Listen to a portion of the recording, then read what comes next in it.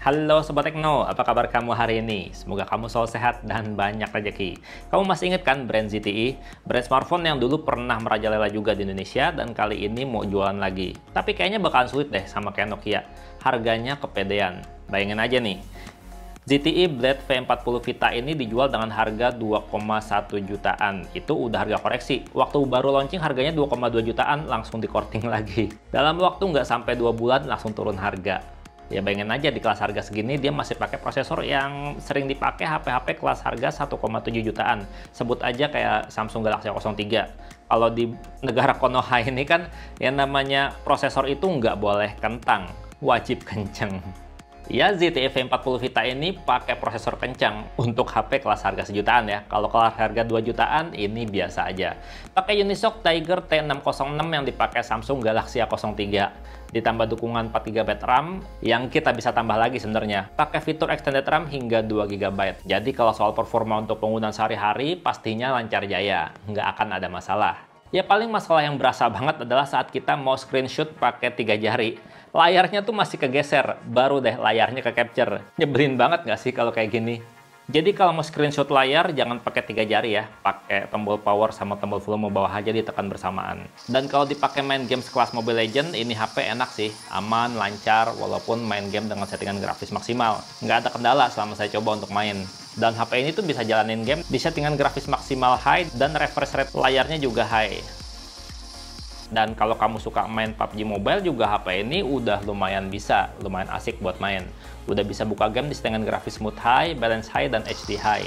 Dan yang kamu lihat di layar saat ini ya, ini saya main dengan settingan grafis balance high biar aman lancar. Ya udah lumayan asik, udah lumayan enak kan kalau kamu lihat. Cuma karena nggak ada gyroscope, jadinya kalau misalkan mau ngebidik musuh ya mesti manual. Itu aja sih. Nggak cuma sensor gyroscope yang hilang. Sensor magnetik juga belum ada ya, jadi HP ini nggak bisa fitur kompas. Untungnya sensor cahaya tuh untuk kecerahan layar otomatis tetap ada, jadinya tetap nyaman dipakai HP-nya.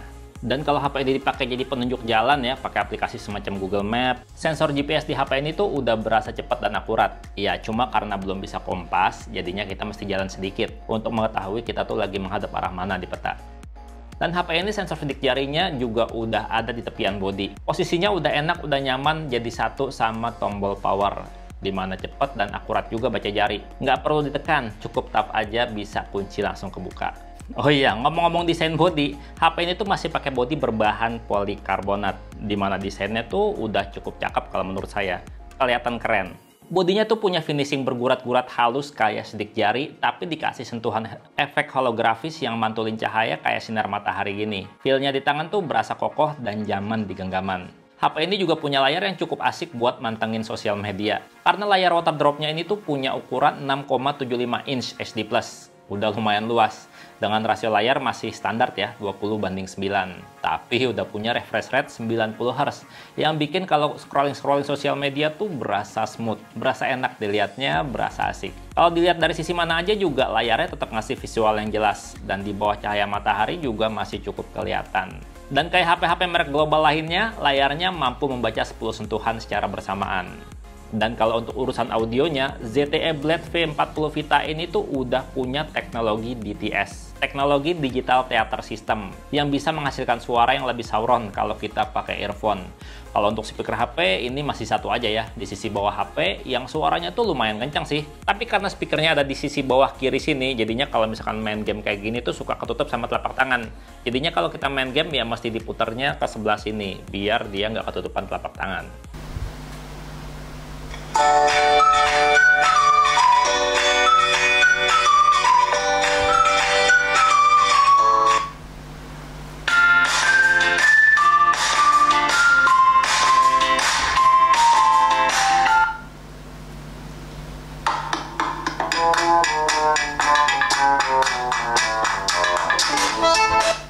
Dan HP harga 2 juta dari ZTE ini punya slot kartu microSD khusus dan lacinya juga udah ada seal karet pengaman untuk mencegah debu dan cairan masuk. Jadi kamu bisa tambahin storage pakai microSD dan tetap bisa dual SIM.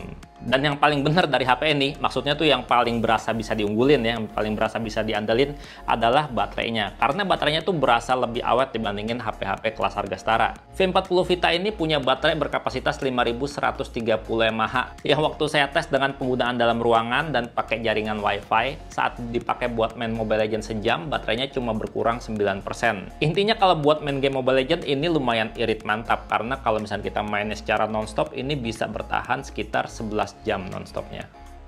Ini kalau dipegang kayak gini, speakernya ketutup, jadinya dibalik gini. Dan kalau dibalik gini, ZTE Blade-nya terbalik jadinya. Dan untuk ngecharge-nya, untuk ngisi daya baterainya, ya walaupun nggak cepet banget, ini udah nggak lama banget. Udah lumayan lah, tapi tetap aja kalau ngecharge saya saranin tinggal tidur aja, biar paginya udah penuh 100%. Yang penting kan baterainya awet. Waktu saya charge ya, pakai charger bawaannya yang 22,5 watt, di charge selama 30 menit itu udah terisi 30%. Di charge selama sejam, udah terisi 60%. Dan kalau mau bisa penuh 100%, butuh waktu sekitar 2,5 jam. Lama, tapi nggak kelamaan kan? Balik lagi mempertimbangkan harga ya. Di kelas harga 2 juta lebih dikit, biasanya tuh HP-HP zaman sekarang tuh kameranya tuh cuma kamera utama sama kamera potret aja. Nggak ada kamera makro ataupun ultrawide. Nah, kalau ZTE Blade V40 Vita ini beda. Udah lumayan asik karena udah dilengkapi kamera utama 48 megapiksel, punya kamera makro 2 megapiksel, dan satu lagi ya kamera potret. Sementara kalau misalnya kamu butuh selfie sendiri, bisa ngandelin kamera selfie-nya yang masih 8 megapiksel. Kalau kamu pakai HP ini tuh bisa mengenang masa lalu loh. Yang bikin bisa mengenang masa lalu adalah kalau misalnya kamu foto-foto pakai HP ini, delay-nya lumayan lama loh. Jadinya setelah capture foto, kamu harus tahan tangan kamu, jangan langsung bergerak sampai benar-benar selesai ditangkap gambarnya. Kalau enggak, nanti hasil fotonya bisa blur. Dan hasil foto-foto selfie-nya biasa aja sih untuk HP harga 2 juta. Detailnya udah cukup baik, tone warnanya juga udah cukup natural. Hasilnya nggak istimewa, kalau menurut saya sekedar biasa aja untuk kelas harga setara ya. Sementara kalau untuk foto selfie potret juga masih sering yang namanya salah blur, terutama tepian topi yang harusnya nggak blur kayak gitu.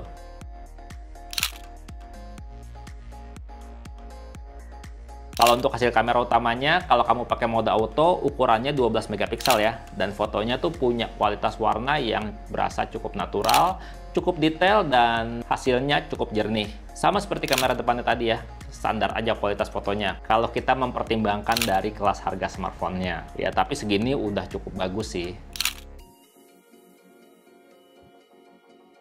Sementara untuk foto-foto makronya, hasilnya standar HP-HP harga segini juga. Karena ini masih 2 megapiksel, masih belum autofocus, jadinya kamu mesti foto dalam kondisi cahaya cukup dan jarak yang pas biar hasil fotonya maksimal.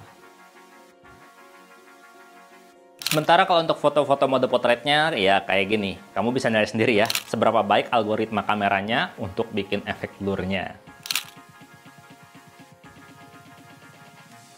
Dan kalau untuk foto-foto pakai mode malam, hasilnya udah nggak kayak film horor. Udah lumayan oke. Bagian lampu kelihatan cukup dapat detailnya. Iya, kalau kamu lihat bagian gelapnya masih cukup banyak kelihatan noise-nya.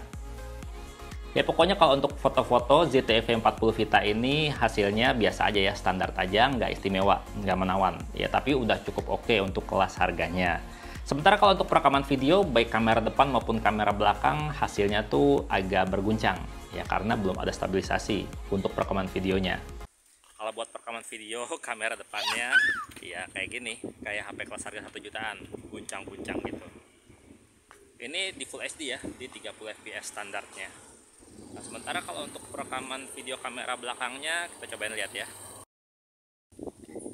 Oke, ini dia hasil rekaman video menggunakan kamera belakang Full HD 30 fps. Kualitasnya kayak gini, masih bergetar. Tapi kalau kamu lihat ya, ini dia kalau untuk nangkep gambar langit masih keren ya, masih kelihatan detailnya. Awan-awan masih kelihatan. Dan untuk kualitas suaranya sendiri, kamu bisa nilai sendiri ya. Seberapa bagus kualitas suaranya. Di sini kondisinya agak sedikit berangin. Untuk perpindahan fokus ini udah cukup bagus ya, nggak perlu ditap, dia otomatis pindah fokusnya dan lumayan smooth untuk pindah fokusnya. Dan kalau detailnya sendiri kamu bisa lihat ya, untuk detail penangkapan videonya kayak gini.